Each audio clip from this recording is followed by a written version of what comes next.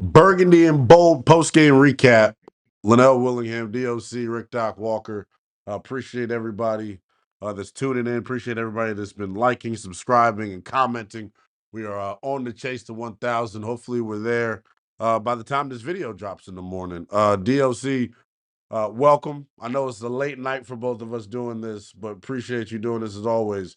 Well, I just want to get it started then because it is so late at night. It's 2:52 a.m. We're giving this to you all. DOC, your thoughts or your immediate thoughts on what you saw tonight? Washington losing 28-7 to the Kansas City Yeah, Chiefs it's in tough. Arrowhead. Tough. Always tough to lose. But I was encouraged more so in this one. I never thought they'd outscore the Chiefs to win the game.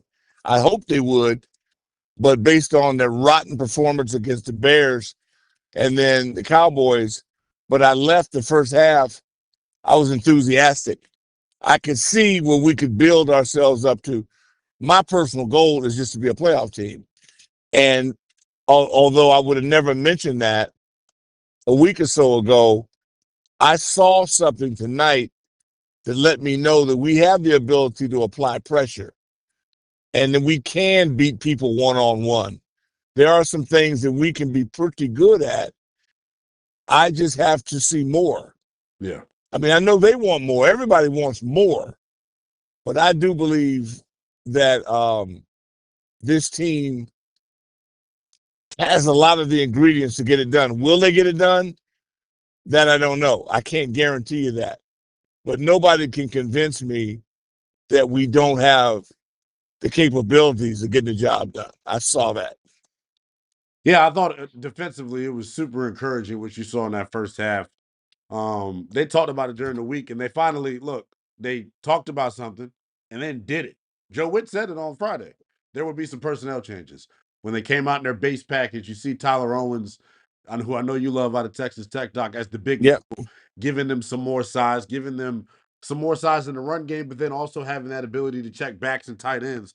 I was impressed by, how he played, and I haven't watched it back. I'm in the process of doing that, but on first glance, he looked like he was flying around. He flashes on the screen. I thought Jordan McGee continues to flash going laterally. And then tonight, I was saying it as we were doing the pregame show, Doc.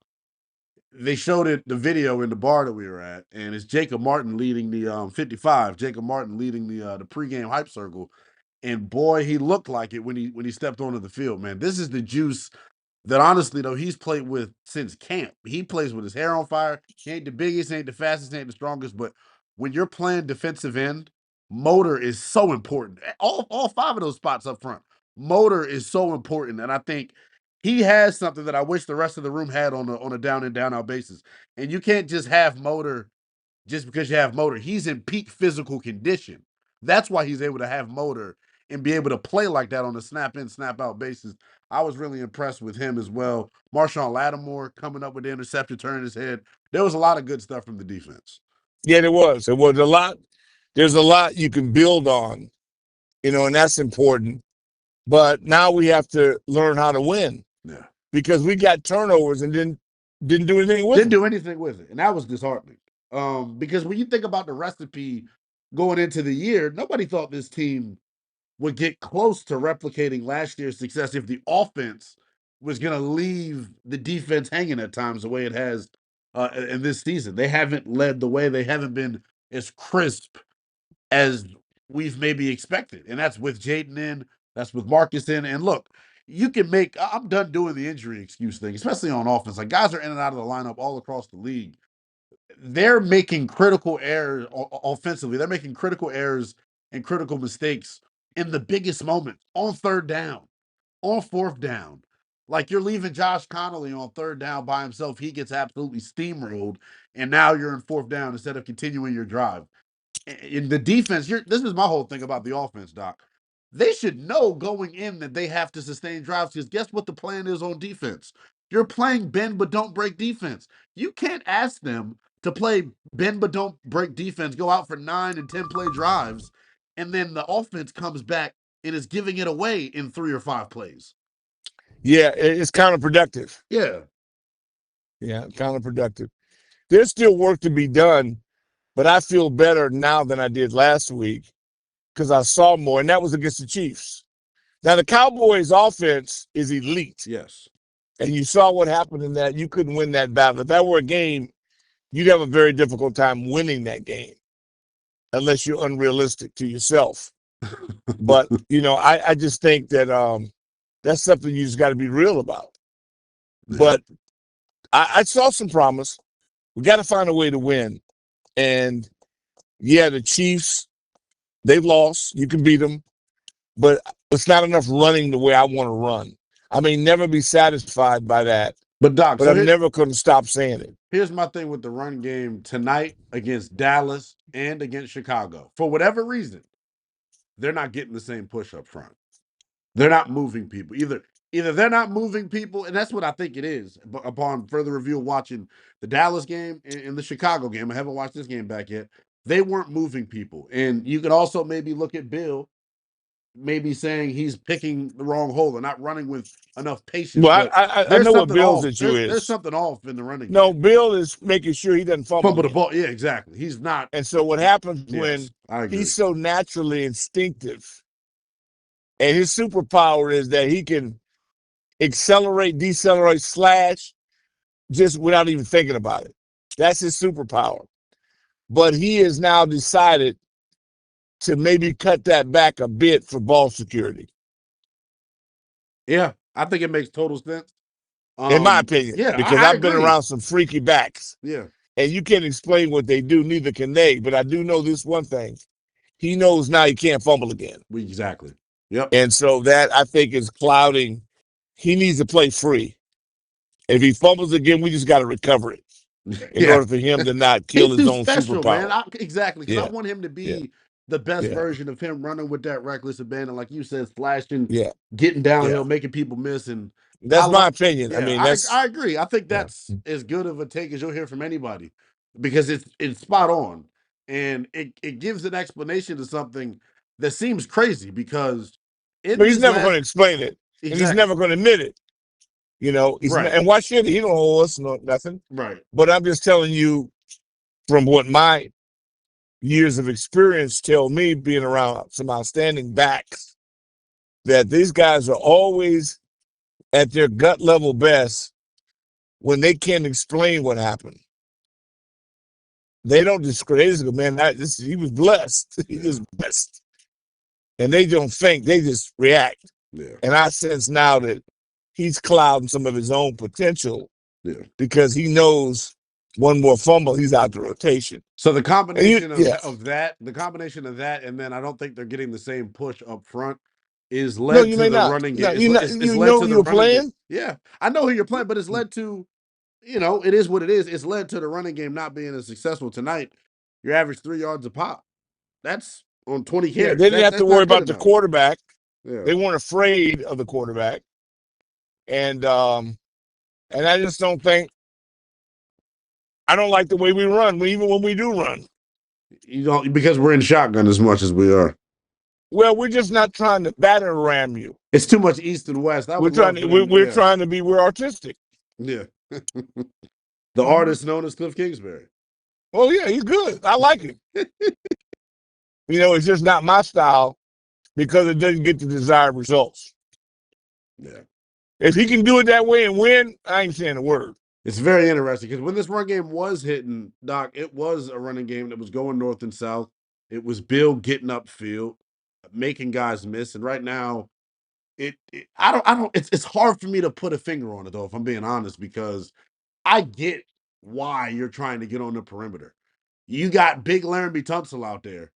You feel like he's got the advantage. You got your big tight ends out there. You feel like you should be able to get to the perimeter. I don't know if we have the speed, Doc. I think Debo right now is hampered by his heel. I think Bill, as you said, is not running with the same reckless abandon because he's worried about the fumbles. Where's the speed at right now on his offense? It doesn't exist. Terry, who is tremendous in his return action tonight, anybody that has the nerve to come out of their mouth and not understand why Terry was so valuable to this offense, I hope he showed you tonight, because he simply does things that the other guys can't do. Point blank. And guys have made the most of their opportunities. Guys have also not made the most of their opportunity when it comes to wide receivers. Jalen Lane had a drop tonight. Jalen Lane had the boo-boo on the kickoff return. I mean, guys are going to make mistakes, but I like it Jalen. can't happen. But is Jalen catching 500 balls a day off the gun? Because he's dropping a lot of passes, man. No, I'm not. I'm asking. I'm not trying to be smart. No, I'm I asking a understand. question. I don't look. If you can't answer that, we got a problem. Yeah.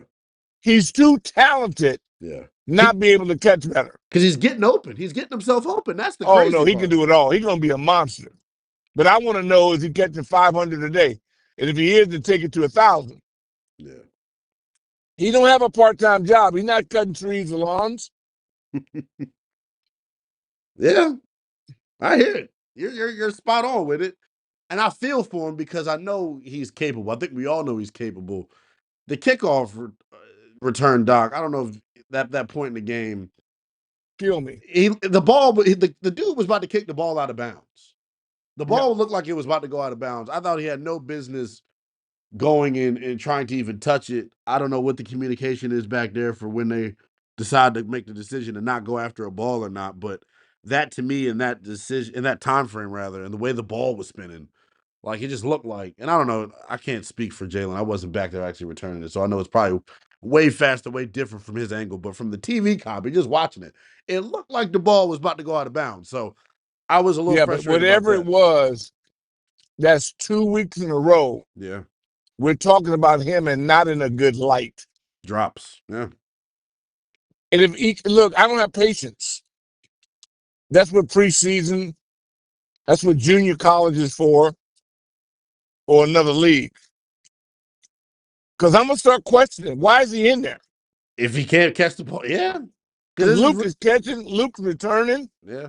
Luke had a monster catch on the sideline, a big time catch. Yeah, so y'all, it's not personal. I just want to win.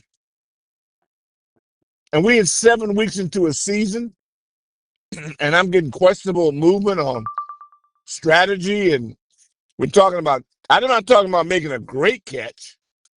We're talking about basics. Yeah, yeah. You know, and really Marcus nothing's made a good play. routine. And that, you know what's the tough part about it, Doc, is like I said a moment ago, he's doing the work to get himself open. Just finish the play. That's it. No, he's a good kid. I like him a lot. And you wonder at this point, is it a mental thing? Like, is he in his head about it?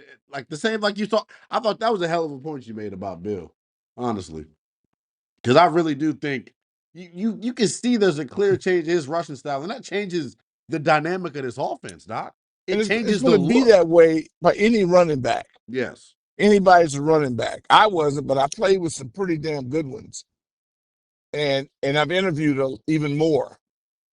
And whether you're talking to some of these guys that have won Heisman trophies or not, everybody's got a unique thumbprint. And I don't bunch them all together. I'm telling you, they're a great group. I just noticed that with him. And they don't get enough carries to ever get into a lather. Here's what I don't like. Here's the carry splits tonight: 8 for Mariota, 9 for Krosky Merritt, 1 for Jeremy McNichols, 1 for Chris Rodriguez, 1 for Debo Samuel. I It's didn't like we in preseason. Yeah, 20 attempts on the night.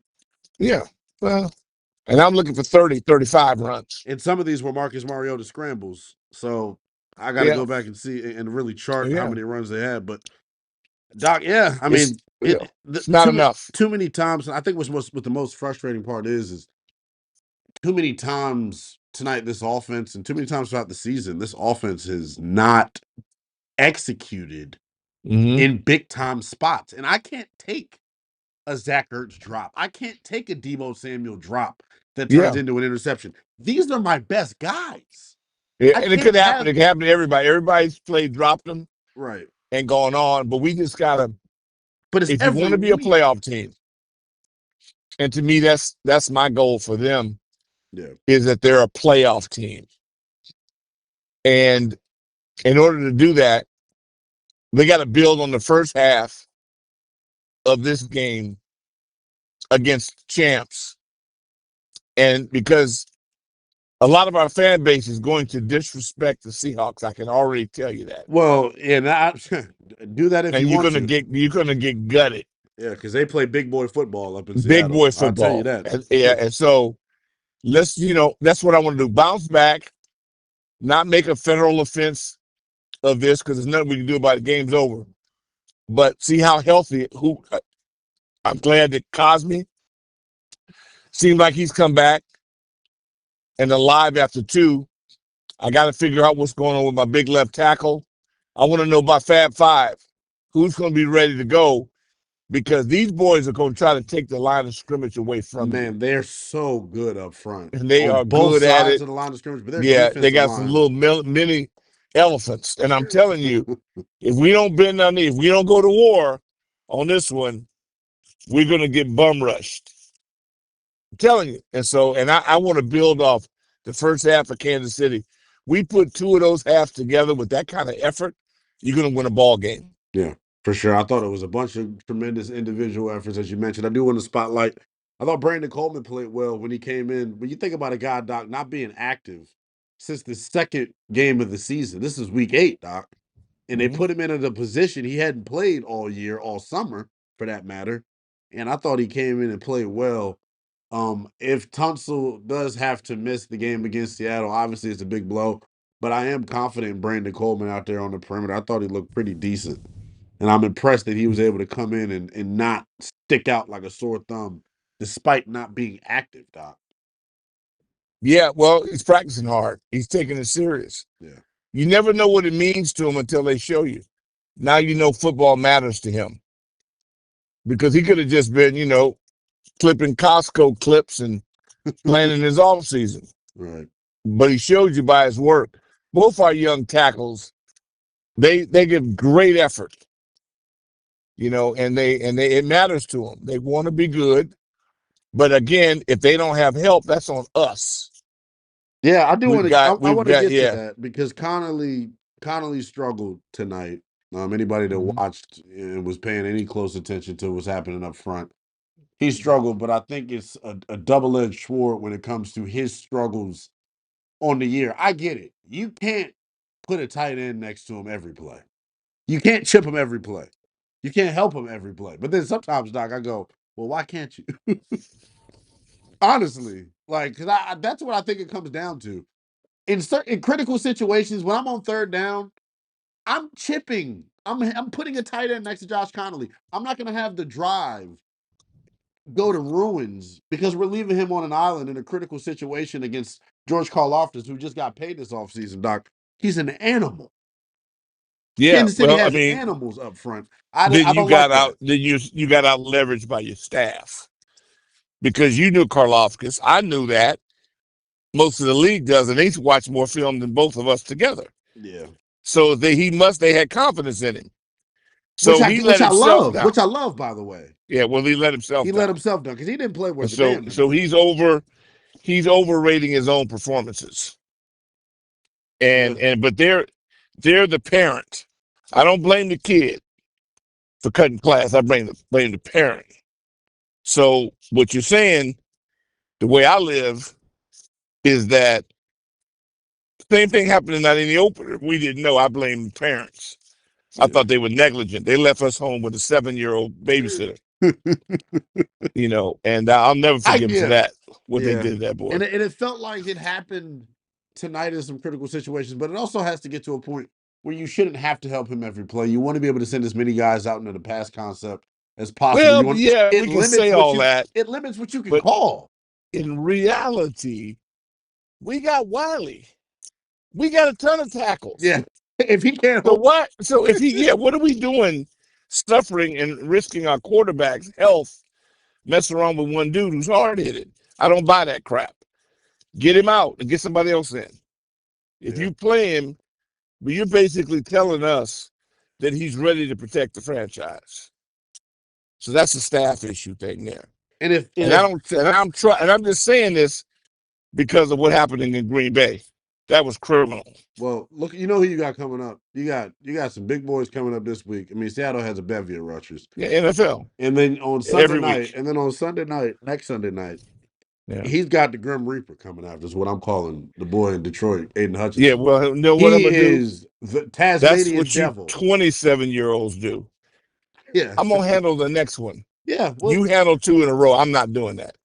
So I'm gonna deal with that, and we'll go from there. Well, it brings us to what needs to happen for this group. When you're 3-5, 1-4 in the NFC, these next two before the bye, Doc, are critical. They have to get this, and I think even looking at Sunday night, or excuse me, next Sunday against Detroit. I mean against Seattle. Like you have to get this. Yeah, You and can't that's lose what. any more games in the conference. This is code red.